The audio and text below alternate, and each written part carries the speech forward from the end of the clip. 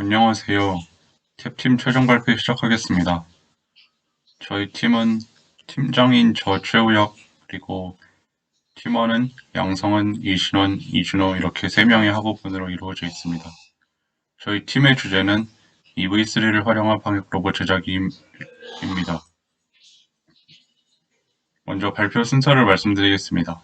첫 번째로 벤치마킹한 부분에 대해서 말씀드리고, 두 번째로 하드웨어 담당자가 발표를 하고, 세 번째로 소프트웨어 담당자, 그리고 최종 평가, 이런 식으로 발표를 진행하겠습니다. 첫 번째로 벤치마킹 부분입니다. 저희는 주제는 방역 로봇이지만 가장 중요하게 생각한 것은 라인 트레이싱, 그러니까 주행의 안정성을 좀 중요하게 생각을 해가지고 PID 제어를 이용하는 라인 트레이서를 벤치마킹하였습니다. PID 제어는 왼쪽에 그 GIF 파일에 보시는 것처럼 어떤 목표값이 있을 때 그 목표값에 근접하게 다가가는 방법에 대한 그런 제어 방법입니다. 안녕하십니까. 이번 프로젝트에서 하드웨어 부문을 맡은 양성은입니다. 저희는 방역 로봇을 제작할 때 현재 슬라이드에 보이는 것처럼 레고에서 제공하는 가장 기본적인 모듈인 드라이빙 베이스를 바탕으로 제작하였습니다. 다음은 저희가 제작한 방역 로봇입니다. 저희는 드라이빙 베이스의 구성 요소를 재배치하여 분무기와 분사 장치를 넣을 수 있는 공간을 창출했습니다. 그리고 자율주행 시스템을 이용하기 위해 초음파를 앞, 좌, 우에 배치하여 장애물과 병에 대한 상황에 맞춘 대응을 가능하도록 제작하였습니다. 분무기가 물을 분사할 때 물은 직선 궤도가 아닌 포물선 궤도를 따라 이동하기 때문에 이를 고려하여 장치를 제작할 때 구슬 파츠를 앞쪽에 배치하여 장치가 전체적으로 기울어질 수 있도록 하였습니다. 또한 좌우 측면에 달린 초음파 센서를 바퀴보다 앞에 배치함으로써 코너에서 회전하기 용이하도록 설계했습니다. 저희는 기계를 설계할 때 앞서 말한 초음파 센서의 배치에 대한 실험을 진행하였습니다. 실험한 결과 센서가 바퀴보다 앞쪽에 있는 것이 바퀴보다 뒤쪽에 있는 상황보다 코너링에 필요한 공간을 더 많이 확보할 수 있다는 사실을 알아낼 수 있었습니다. 를 바퀴 뒤쪽에 배치했을 경우 벽을 따라 돌고 나서 다시 라인 트레이싱으로 돌아올 때까지 차체가 흔들렸고 시간도 오래 걸렸지만 센서를 바퀴 앞쪽에 배치함으로써 이를 해결할 수 있었습니다. 안녕하세요. 하드웨어 부분을 맡은 이신원입니다.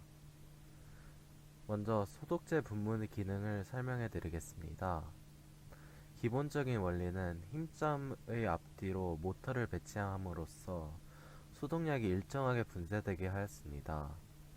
그림과 같이 앞뒤로 움직이며 분사되도록 하였습니다. 이렇게 한 이유는 처음에는 그저 누르기만 하여 분사되도록 하려 했지만 제대로 분사되지 않고 고정이 되지 않아서 이렇게 함으로써 제대로 고정하고 잘 나갈 수 있도록 하였습니다.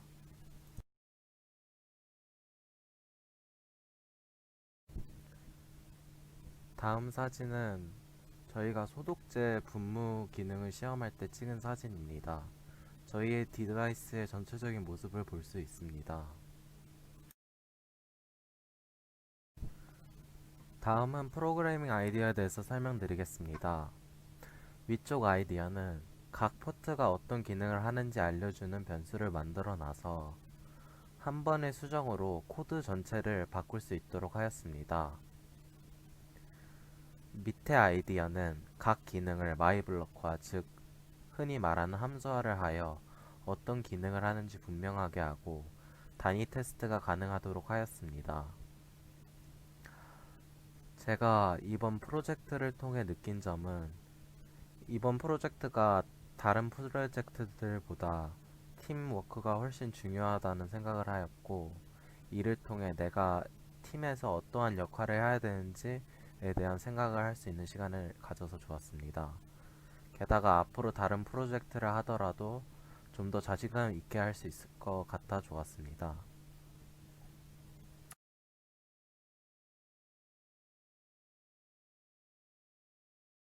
저는 1조에서 소프트웨어를 맡은 이준호입니다. 지금부터 제가 맡은 부분에 대한 발표를 진행하겠습니다. 먼저 코드의 흐름도부터 발표하겠습니다. 저희는 미로찾기 알고리즘 중 하나인 한쪽 벽을 따라서 길을 찾는 좌선법을 사용하여 알고리즘을 제작하였습니다. 기본적인 순서는 로봇이 벽을 따라 주행하다가 왼쪽의 벽이 사라지거나 아니면 앞에 벽을 만나면 그 상황에 맞게 왼쪽이나 오른쪽으로 꺾게 제작하였습니다. 다음은 주행 알고리즘의 비례제어입니다. 저희는 비례제어를 사용해서 로봇과 벽이 일정한 거리를 두고 주행하도록 만들었습니다. 로봇에 입력되는 파워의 값은 기준 파워에다가 비례제어 상수와 오차값을 곱한 값을 더해서 결정됩니다. 여기서 오차값은 로봇이 기준선과 얼마나 멀리 떨어져 있느냐에 따라 결정되며 로봇과 기준선 사이의 거리가 멀면 오차값이 커지고 작으면 오차값은 작을 것입니다. 그리고 이 오차값에다가 비례제어 상수를 곱해서 기준 파워에서 너무 크거나 작은 값이 더하거나 빠지지 않도록 조정하였습니다. 마지막으로 한 학기 동안 한 내용은 지금까지 이론으로만 배워왔던 코딩 알고리즘을 실제로 구현해보는 계기가 되었고 프로젝트를 진행할 때 계획을 세우는 방법에 대해서도 배우게 되었습니다. 이 경험을 바탕으로 다음 학년에 실습 과목을 듣게 되었을 때 이번 실습 과목에서 프로젝트를 진행해봤던 경험이 도움이 될 것 같습니다. 안녕하세요. 탭팀에서 소프트웨어 제작을 맡은, 그 중에서도 미분제어를 맡은 최우혁이라고 합니다. 이 미분제어라는 것은 오른쪽 사진에 보시는 것처럼 어떤 이런 값의 변화를 통해서 그 로봇을 제어하는 그런 방법을 말합니다. 수식은 이 왼쪽에 보시는 것처럼 이런 식으로 나타낼 수 있는데 실제로 이게 어떤 미분이 들어갔다기보다는 정해진 어떤 굉장히 짧은 시간 동안에 그 값을 두 번 측정해가지고 T1이라고 하고 이 T2라고 할 때 이 두 개 값을 빼가지고 이 0.2초 정도로 근사한 그런 값을 의미합니다.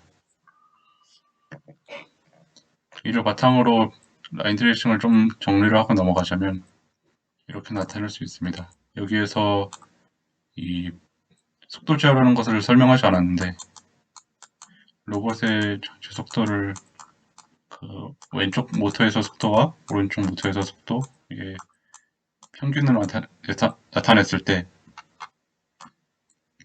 이 항이 들어가지 않으면 그 P 이 값이 거의 상수일 것이므로 어떤 변화가 급격할 때 이 값을 통해서 P 전체 값은 떨어지도록 만든 그런 장치입니다. 저는 이 프로젝트를 하면서 제가 문제 상황 능력이 좀 늘어난 것 같습니다. 그 비례제어만으로는 여기 케이스와 여기 두 개의 케이스를 나눌 수 있을 뿐인데 실제로 이것만 이용하면 로봇이 제대로 반영되지 않는 것을 확인하였고 그래서 제가 알고 있던 지식 PID 제어 중에서도 D제어를 이용해가지고 여기 케이스와 여기 케이스를 나눠가지고 생각할 수 있게 되었습니다. 그리고 세 번째로 공학과 극한의 관계에 대해서 좀 생각을 해보게 되었습니다. 이 0에 굉장히 가까워진다는 이것은 굉장히 좀 피상적으로 다가올 수밖에 없는데 실제로 공학에서는 이런 어떤 수치적 데이터가 있을 때 이런 어떤 시점에 대해서만 알 수 있으므로 이것을 적당히 이런 1차적으로 근사를 치는 방법으로 이 데이터를 이용하게 됩니다. 그러니까 이 한 0.2초 정도의 간격을 두고 이렇게 측정을 해가지고 실제 데이터가 이럴 것이다 라고 추정을 해서 그걸 이용해서 반영을 하는 것이죠. 그러니까 이런 공학에서 극한이라는 것이 무엇인지 좀 생각을 해보게 되었습니다. 마지막으로 프로젝트 평가를 좀 해보겠습니다. 이 주차는 프로젝트 시작일 기준으로 된 것이며 실제로 이루어진 걸 보면 7주차, 그러니까 발표 영상을 내는 것 기준으로 7주차 정도까지 있는데 실제로 이때 중간 발표가 아니라 이때가 중간 발표이고 최종 발표는 이때가 최종 발표입니다.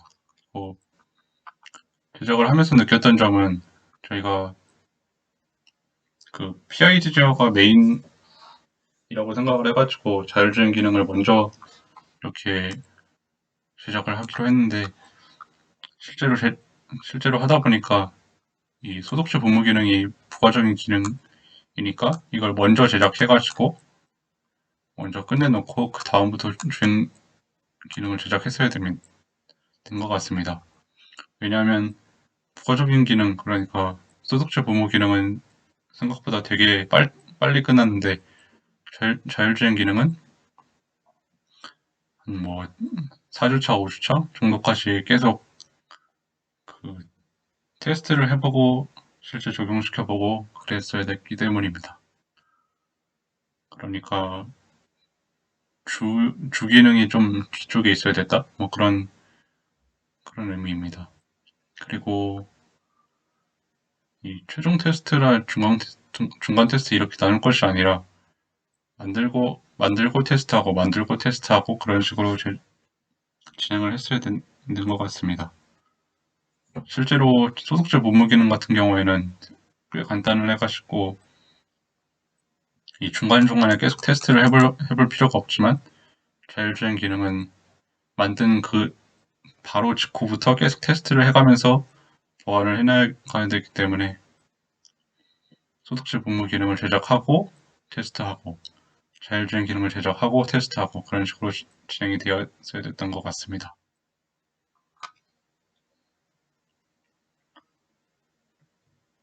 이상으로 발표를 마치겠습니다.